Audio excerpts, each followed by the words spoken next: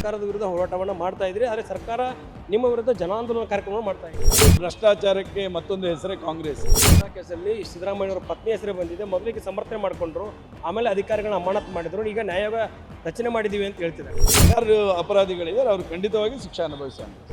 ಹೇಳಕ್ಕೆ ಇಷ್ಟಪಡ್ತೀರಿ ಸರ್?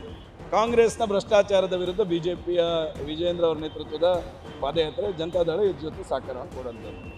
ರಾಜ್ಯ ಸರ್ಕಾರದ ಭ್ರಷ್ಟಾಚಾರಗಳ ವಿರುದ್ಧ ಇವತ್ತು JDS BJPಯ ಮೈತ್ರಿ ಹೋರಾಟ ಆರಂಭವಾಗಿದೆ. ಅದರಲ್ಲೂ ಕೂಡ ಈ ಒಂದು ಹೋರಾಟದ ಪಾದಯಾತ್ರೆಯ ಉಸ್ತುವಾರಿಯಾಗಿರುವಂಥ ಬೆಳ್ತಂಗಡಿ ಶಾಸಕರು ನಮ್ಮ ಜೊತೆಗಿದ್ದಾರೆ.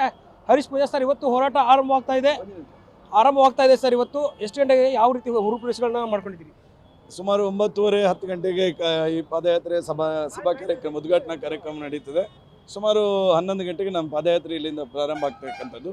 ರಾಜ್ಯಾಧ್ಯಕ್ಷರಾಗಿರ್ತಕ್ಕಂಥ ಸನ್ಮಾನ್ಯ ವಿಜೇಂದ್ರ ಅವರ ನೇತೃತ್ವದಲ್ಲಿ ನಡೀತಕ್ಕಂಥ ಈ ಪಾದಯಾತ್ರೆ ಭಾರತೀಯ ಜನತಾ ಪಾರ್ಟಿ ಮತ್ತು ಜನತಾದಳ ಜೊತೆಯಾಗಿ ಈ ಪಾದಯಾತ್ರೆಯನ್ನು ಸಂಘಟಿಸ್ತಕ್ಕಂಥ ಕುಮಾರಸ್ವಾಮಿ ಅವರು ಸಹ ಈ ಪಾದಯಾತ್ರೆ ನೇತೃತ್ವವನ್ನು ವಹಿಸ್ತಾರೆ.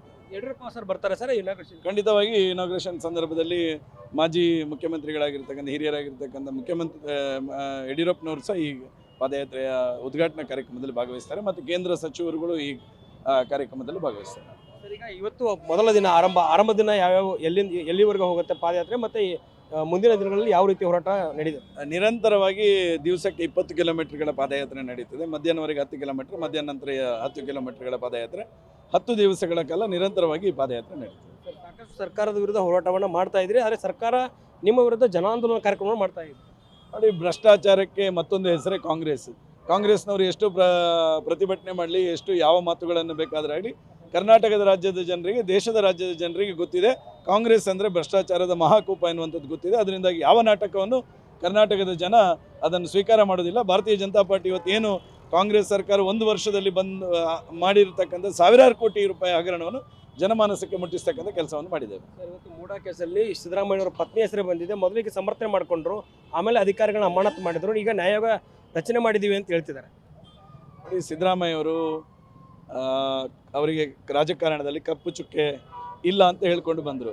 ಆದರೆ ಈ ಅವಧಿಯಲ್ಲಿ ಅವರು ಪೂರ್ತಿ ಮಸಿ ಬಳ್ಕೊಂಡಿದ್ದಾರೆ. ಇವತ್ತು ಇಲ್ಲಿ ರಾಜ್ಯದ ಜನರಿಗೆ ಗೊತ್ತಿದೆ, ಮುಂದೆ ಅದಕ್ಕೆ ಕಾನೂನುಗಳಿದೆ, ಕೋರ್ಟ್ ಇದೆ, ಖಂಡಿತ ಅದಕ್ಕೆ ನ್ಯಾಯ ರಾಜ್ಯದ ಜನರಿಗೆ ನ್ಯಾಯ ಸಿಗುತ್ತೆ. ಯಾರು ಅಪರಾಧಿಗಳಿದ್ದಾರೆ ಅವರು ಖಂಡಿತವಾಗಿ ಶಿಕ್ಷೆ ಅನುಭವಿಸ್ತಾರೆ. ಈಗ ವಾಲ್ಮೀಕಿ ಕೇಸಲ್ಲಿ ನಾಗೇಂದ್ರ ಅವರು ಬಂಧನ ಆಗಿದೆ. ಇವತ್ತು ಅವರ ಬಂಧನ ಆಗಿರೋದು ಒಂದು ಕಡೆ, ಆದರೆ ಈ ದದ್ದಲ್ ಅವರ ವಿಚಾರ ಎಲ್ಲವನ್ನು ನಾವು ಮುಂದಿನ ಪಾದಯಾತ್ರೆಯ ಸಂದರ್ಭದಲ್ಲಿ ಸವಿರವಾಗಿ ನಿಮಗೆ ವಿವರಿಸ್ತೇವೆ. ರಾಜ್ಯದ ಜನರಿಗೆ ಹೇಳಕ್ಕೆ ಇಷ್ಟಪಡ್ತೀರಿ ಸರ್? ಇವತ್ತು ಕಾಂಗ್ರೆಸ್ನ ಭ್ರಷ್ಟಾಚಾರದ ವಿರುದ್ಧ ಬಿಜೆಪಿಯ ವಿಜೇಂದ್ರ ಅವರ ನೇತೃತ್ವದ ಪಾದಯಾತ್ರೆ ಜನತಾದಳ ಇದ್ರ ಜೊತೆ ಸಹಕಾರವನ್ನು ಕೊಡುವಂಥದ್ದು. ಇದಿಷ್ಟು ಬೆಳ್ತಂಗಡಿ ಶಾಸಕ ಹರೀಶ್ ಪೂಂಜಾ ಅವರ ಮಾತು. ಏನು ರಾಜ್ಯ ಸರ್ಕಾರ 1.5 ವರ್ಷದಲ್ಲಿ ಸಾಕಷ್ಟು ಹಗರಣಗಳನ್ನ ಮಾಡಿದೆ, ಅದರ ವಿರುದ್ಧ ನಾವು ಹೋರಾಟ ಮಾಡ್ತೀವಿ, ರಾಜ್ಯದ ಜನರಿಗೆ ಇದನ್ನು ತಿಳಿಸುವ ಕೆಲಸವನ್ನು ಮಾಡ್ತೀವಿ ಅನ್ನೋ ಮಾತನ್ನು ಹೇಳ್ತಾ ಇರುವಂಥದ್ದು. ಕ್ಯಾಮ್ರಾ ಪರ್ಸನ್ ಪೋಪಪದಿ ಜೊತೆ ದುರ್ಗೇಶ್ ನಾಯಕ, guarantee news, Bengaluru. Guarantee news, ಸುದ್ದಿ ಖಚಿತ, ನ್ಯಾಯ ನಿಶ್ಚಿತ.